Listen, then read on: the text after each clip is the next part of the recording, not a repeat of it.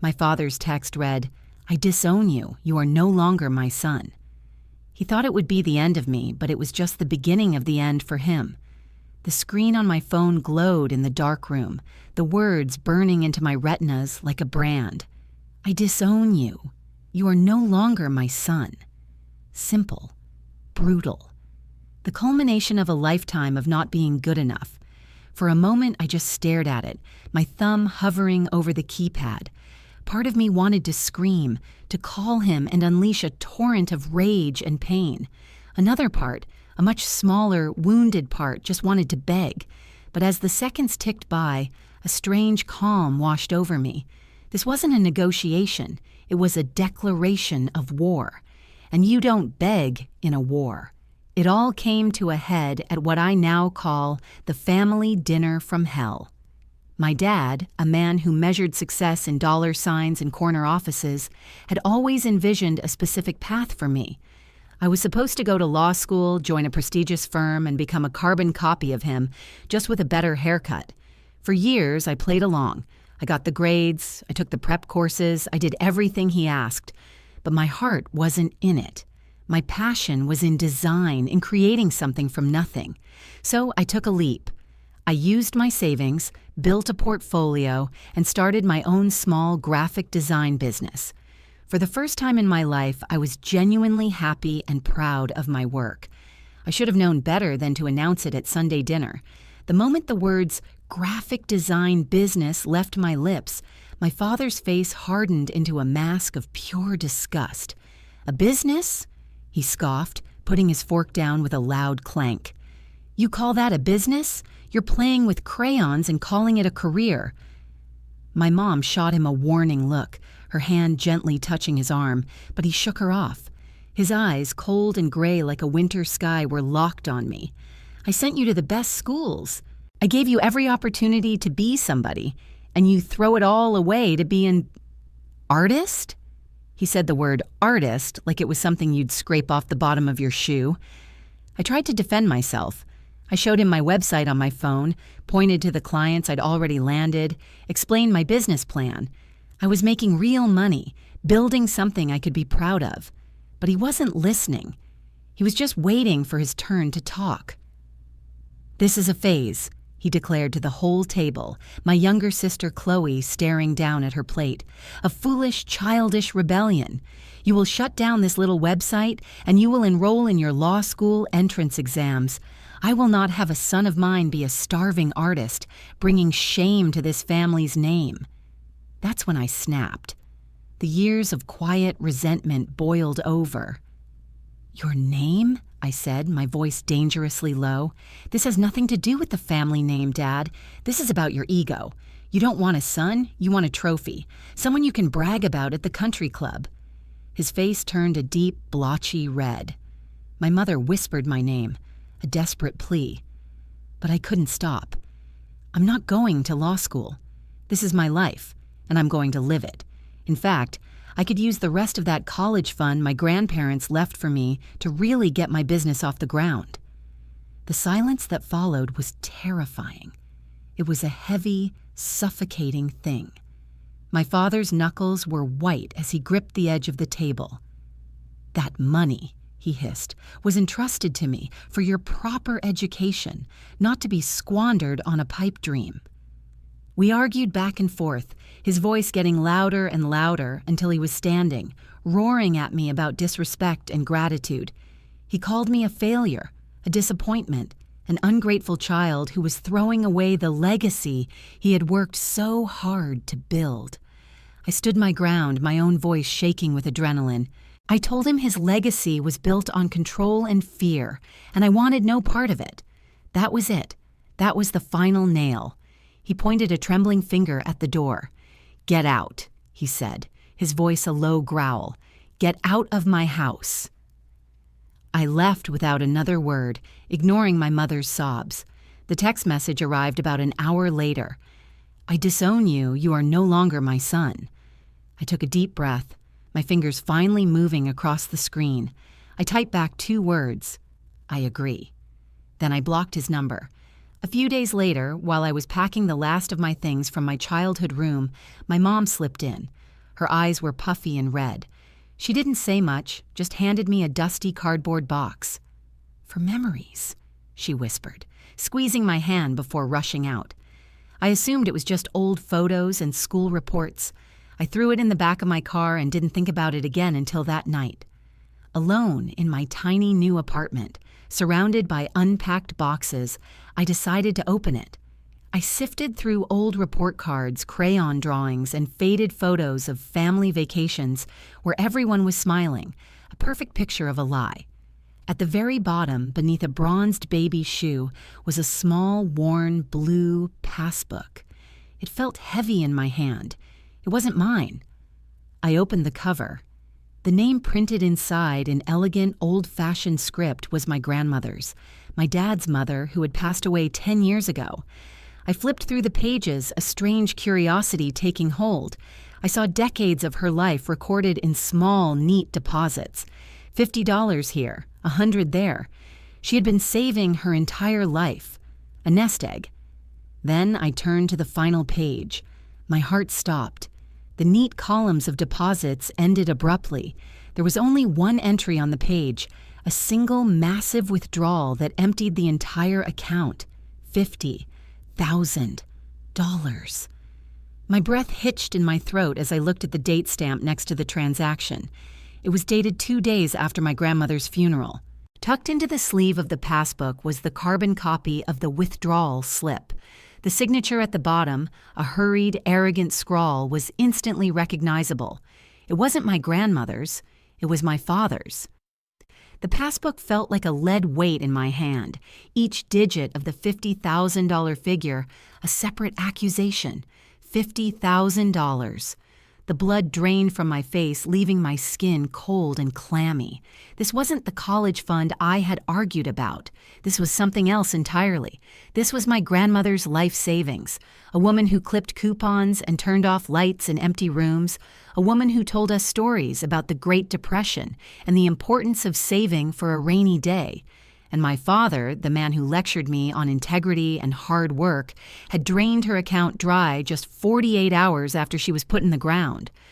My first thought was that there had to be an explanation, a mistake. Maybe he was the executor of her estate. Maybe he was paying for funeral expenses, settling debts. But $50,000? Her funeral was modest, just like she was. And the timing, it felt predatory, secretive. The hurried signature on the slip wasn't the confident flourish of a man conducting official business.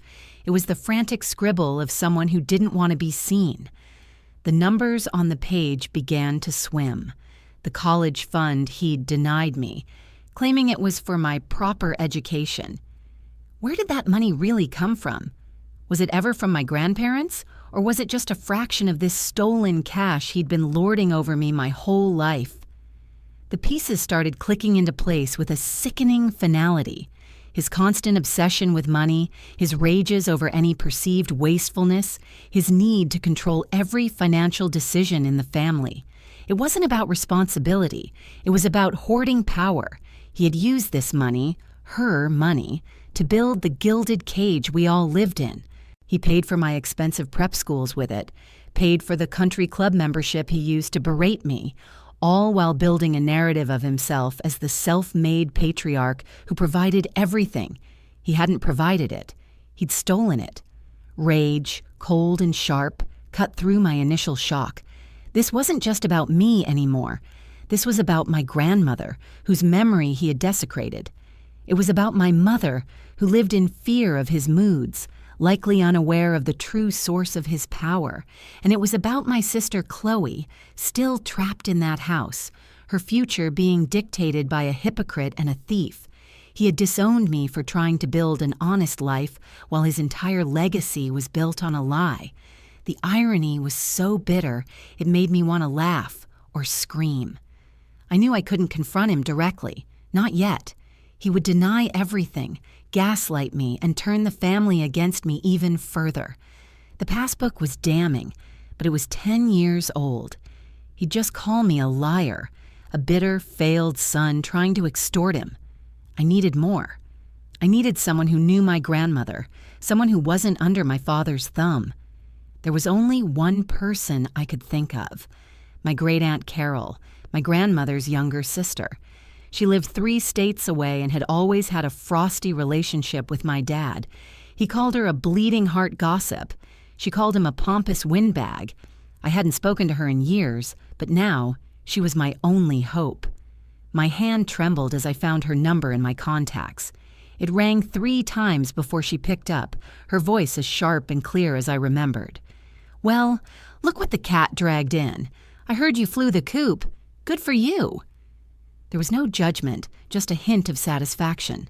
I stumbled through the pleasantries before getting to the point, explaining the fight, the disownment, and finally the box my mom gave me.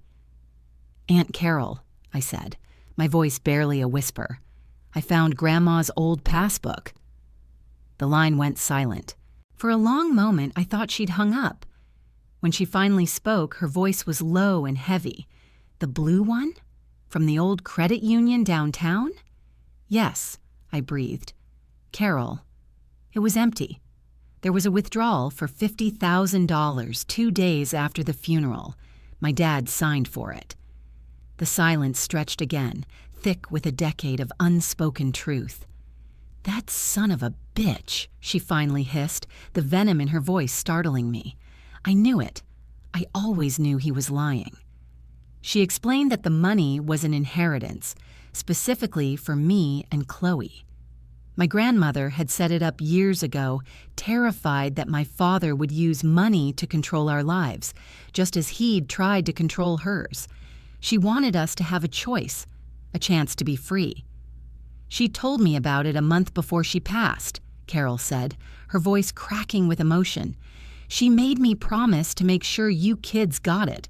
Your father told everyone she died in debt, that he had to sell her jewelry just to cover the bills. He made himself out to be a saint." My whole body went numb. It was worse than I imagined. He hadn't just stolen the money. He had rewritten history, painting himself as the hero and her as a burden. He'd stolen our freedom and our grandmother's legacy in one fell swoop. "What can I do?" I asked, desperation creeping into my voice. "It's his word against mine. This passbook is all I have." "No, it's not," Carol said, a new hardness in her tone. "Your grandmother was a smart woman. She didn't trust him. She had a will, a proper one, drawn up by her lawyer, a man named Arthur Abernathy, a kind, honest man. Your father fired him as the estate lawyer almost immediately after the funeral and hired his own corporate shark, said Abernathy was incompetent." She paused, letting the implication hang in the air. "A man like your father doesn't fire an honest lawyer for being incompetent. He fires him for being a threat." The name Arthur Abernathy echoed in my mind. It sounded like something out of an old black-and-white movie, a character of unimpeachable integrity. According to Aunt Carol, he was the key. He would have a copy of the original will, the one that outlined my grandmother's true intentions before my father steamrolled over them with his own greed. Finding him became my singular obsession. The internet yielded nothing. No law firm, no online presence. It was as if he'd vanished. My father probably hoped he had.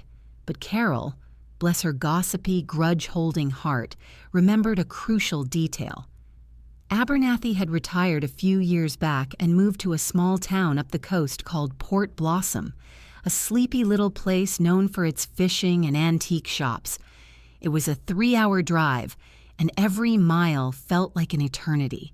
The whole way, I rehearsed what I would say. How do you just show up on a stranger's doorstep and accuse your father of being a grave-robbing thief? The passbook sat on the passenger seat next to me, its blue cover a constant damning reminder of the secret I was carrying. Port Blossom was even smaller than I'd imagined. One main street, a few quaint storefronts, and the salty smell of the ocean hanging in the air. I found Abernathy's address in the local phone book, a small, immaculately kept cottage with a rose garden out front. An older man with kind eyes and a shock of white hair answered the door. He looked more like a friendly grandpa than a hardened lawyer. "Mr. Abernathy?" I asked, my voice suddenly feeling very young. "My name is, well, you knew my grandmother, Eleanor." His eyes widened slightly in recognition, a flicker of a memory. He invited me in, and I sat on a floral sofa that smelled faintly of lemon polish. I laid it all out for him, the fight with my dad, the disownment, and finally, the passbook. I placed it on the coffee table between us, and he picked it up with a gentle reverence, his fingers tracing the name on the cover. He listened patiently, his expression growing more grim with every word. When I finished, he leaned back, sighing heavily. "I had my suspicions," he said, his voice soft but firm. "Your father, he was very aggressive about taking over the estate. He insisted your grandmother had no assets, that this account was just a small checking fund to cover bills. He produced a second will, a hastily drafted document that named him the sole beneficiary and executor. It was signed, but—" He trailed off, looking at me over the top of his glasses. "The signature was shaky. Your grandmother was frail, but her mind was sharp as a tack to the very end. The new will felt coerced." He confirmed everything Aunt Carol had said. The original will had left the house to my mom, some personal items to Carol, and the entire savings account, the $50,000 in a trust for me and Chloe, to be given to us on our 21st birthdays. I was 22. Chloe was 19. My father hadn't just stolen from our dead grandmother. He had stolen our inheritance, right out from under us. "He buried the original will," Abernathy explained. "He used his power as executor under the fraudulent will to dissolve the estate quickly, pay his own lawyers, and absorb the cash before anyone could challenge it. Without a copy of the original, it was my word against his, and he had a team of corporate barracudas ready to bury me in litigation." My heart sank. So that was it. The trail was cold. "So there's nothing we can do?" I asked, the hope that had propelled me all this way starting to curdle into despair. Abernathy was quiet for a moment, tapping his fingers on the worn cover of the passbook. "Your father is a bully, and a very thorough one," he said slowly, "but he made one mistake. He underestimated your grandmother." He stood up and walked over to a large oak filing cabinet in the corner of the room. He pulled out a key from his pocket and unlocked it, the sound echoing in the silent room. He shuffled through a few files before pulling out a thick manila envelope, yellowed with age. "Eleanor was a dear friend," he said, his voice thick with emotion. "When your father started pressuring her to change the will, she got scared. She came to see me. She knew he would try something like this." He slid a document out of the envelope and laid it on the coffee table. It was the original will, signed in my grandmother's elegant, steady hand and notarized. My breath caught in my throat. "But that's not all," Abernathy said, his eyes gleaming. He pulled out a small cassette tape. "She was worried he'd claim she wasn't of sound mind, so the day she signed the will, she asked me to record a statement.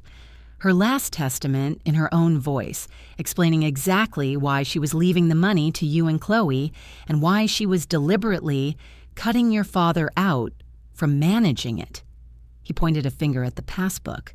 "That withdrawal slip, the fraudulent will, and this recording, it's a slam-dunk case for fraud and theft. Your father won't just be disowning you, he'll be facing disbarment and jail time." I stared at the tape, a tiny piece of plastic that held the power to completely annihilate my father's life. For a moment, a wave of nausea washed over me. This was real. This wasn't just about exposing a lie. It was about destroying a man. My own father. Abernathy must have seen the conflict in my face. "The choice is yours," he said gently, "but justice for Eleanor is long overdue." I nodded, my mind racing. I took the will and the tape, thanked him profusely, and drove home in a daze. The power I now held felt immense, terrifying. That night, I sat in my apartment, the evidence laid out on my kitchen table. I could go to the police, I could hire a lawyer, I could bring the full weight of the law down on him, but that felt too impersonal. He had made this personal. He had reduced our relationship to a cold, cruel text message. He deserved to see the face of the son he had cast aside as I dismantled his entire world. I needed to see the look in his eyes when he realized the starving artist he'd created was about to burn his empire to the ground. My sister Chloe's 20th birthday was in 2 weeks. My parents were throwing a huge, extravagant party at the country club, the perfect stage to celebrate their perfect family. An invitation had arrived in my mailbox a week ago, a clear power move from my dad, a way of saying, "Look at the world you're missing out on." It was the perfect opportunity. He wanted a spectacle. I would give him one. The day of the party arrived. I put on my best suit, the one he'd bought me for my college graduation, a bitter reminder of the future he had planned for me. I felt a strange calm as I drove to the country club. I found my mother first, greeting her with a hug. She looked surprised but relieved to see me. "I'm so glad you came," she whispered. "Your father... Just be nice." I smiled faintly. "I'll be on my best behavior." I saw him across the room, holding court, laughing with his business partners, a king in his castle. He hadn't seen me yet. Chloe ran over and gave me a huge hug. "I can't believe you're here," she said, her eyes shining. "Does this mean you and Dad made up?" Before I could answer, he spotted me. His smile vanished. He strode over, his face a thundercloud. "What are you doing here?" he growled, keeping his voice low so others wouldn't hear. I thought I made myself clear. "You did," I said, my voice steady, meeting his gaze without flinching. "But I have a birthday present for Chloe, and for you." I pulled the blue passbook from my jacket pocket and held it out for him to see. He froze. Every drop of color drained from his face, leaving it a pasty, sickly white. He looked at the passbook, then at my face, and in his eyes, I saw something I'd never seen before. Pure, undiluted fear. He grabbed my arm, his fingers digging into my bicep like claws. "Where did you get that?" he hissed, his voice trembling with a rage that was barely contained. "Give it to me. Now." He tried to snatch it, but I held it tight. "This is just a copy, Dad," I said, my voice dropping to a whisper so only he could hear. "The real show is about to start." I gestured towards the large projector screen at the front of the room, where a slideshow of Chloe's baby pictures was playing. I had given the DJ a little something extra to play during the big birthday toast, not a song, but a recording. My grandmother's voice was about to fill the room. My father's grip on my arm tightened, his knuckles white. The fear in his eyes was quickly being replaced by a cornered animal's fury. "Don't you dare!" he seethed, his voice a venomous whisper that was lost in the cheerful chatter of the party. "You will walk out of here right now, and you will forget you ever saw that book. You will not ruin your sister's birthday." It was a threat, a command, the same tone he'd used my entire life to bend me to his will. But it didn't work anymore. I had the truth on my side. "Ruin it," I replied, my own voice dangerously calm. "I'd say I'm giving her the best present she could ask for, her inheritance and her freedom." I pulled my arm free from his grasp just as my mother walked up to the microphone to begin the toast. My father's eyes darted between me, the stage, and the projector screen, his mind racing. He was trapped. If he made a scene, he would draw attention. If he did nothing, his world would crumble in front of everyone he'd spent his life trying to impress. He chose to do nothing, a silent gamble that I was bluffing. It was his final, fatal mistake. My mom gave a sweet, rambling toast, completely oblivious to the drama unfolding just feet away. As she finished, she raised her glass. "And now your father has a little surprise for the birthday girl." The room applauded. This was my cue. I had given the DJ a USB stick labeled Chloe's Surprise. He hit play. The photo slideshow on the screen behind the stage faded to black. The speakers, which had been playing light jazz, crackled for a moment. And then a voice filled the silent, expectant room. It wasn't my father's. It was my grandmother's. Her voice was clear and steady, imbued with the warmth I remembered so well, but underscored with a steely resolve I'd rarely heard. "This message is for my grandchildren," she began. The entire room was frozen. My father looked like he'd been turned to stone. "I have left my entire life savings, $50,000, in a trust for them. I do this because I fear their father, my son, will use financial means to control their lives, just as he has always tried to control mine. This money is not a gift. It is a choice, a chance to build your own lives, to follow your own dreams, free from coercion." A collective gasp went through the crowd. People were turning to stare at my father, whose face was a grotesque mask of shock and horror. My mom's hand flew to her mouth, her eyes wide with disbelief. Chloe was looking from the screen to our father, confusion and dawning realization on her face. The recording continued, my grandmother's voice detailing the exact account, the bank, and her explicit instructions that my father was to have no part in its management. "He is a good man in some ways," her voice concluded, laced with a profound sadness. "But his fear has made him greedy.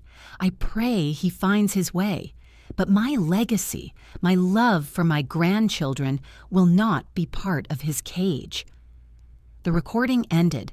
The silence that followed was absolute, a crushing weight that filled every corner of the grand ballroom. It was broken by the sound of a glass shattering. My father had dropped his champagne flute. He stood there, exposed, the carefully constructed image of the powerful patriarch utterly destroyed in 90 seconds by a voice from the grave. He looked at me, and the hatred in his eyes was so pure, it was almost beautiful. He didn't say a word. He just turned and walked stiffly out of the room, followed by the bewildered and accusatory stares of his friends and colleagues. The aftermath was a whirlwind. My mother confronted me, crying, at first accusing me of trying to destroy the family, but when I showed her the passbook and the copy of the original will, her tears turned from anger to a deep, weary sorrow. She had been a victim of his control for longer than anyone. Chloe, once she understood the full scope of the betrayal, was quiet for a long time before giving me a fierce, tearful hug. The theft wasn't just about money for her, it was about the lie she'd been living. We hired Arthur Abernathy. My father's legal team tried to fight, but the evidence was overwhelming. The fraudulent will, the withdrawal slip, the tape-it was an open and shut case. Faced with public humiliation, disbarment, and a potential prison sentence, my father crumbled. He settled. He repaid the $50,000 with interest, and then some, to avoid criminal charges. The money, as my grandmother intended, went into a trust for me and Chloe. My parents' marriage didn't survive. The foundation of lies was too deep, and my mother, finally free from his financial control, found a strength she hadn't realized she possessed. She filed for divorce a month later. My father lost everything, his reputation, his family, his carefully crafted legacy. The last I heard, he'd sold the house and moved away, a disgraced man with nothing left but the money he valued more than people.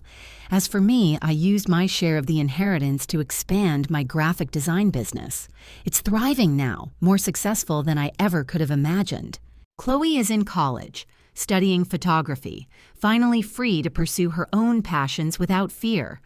Our relationship, once strained by the tension in our house, is now closer than ever. Sometimes I feel a pang of something not guilt, but a strange sadness for the father I once had, or the father I wished I had. But then I look at the life I've built, the freedom I have, and the peace I feel, and I know I did the right thing. He wrote, "I disown you," and I agreed. I accepted his terms and walked away from his toxic world. But in the end, it was he who was truly disowned by the truth, by his family, and by the legacy of the woman he so brazenly betrayed. My grandmother gave me a choice, and I chose to be free.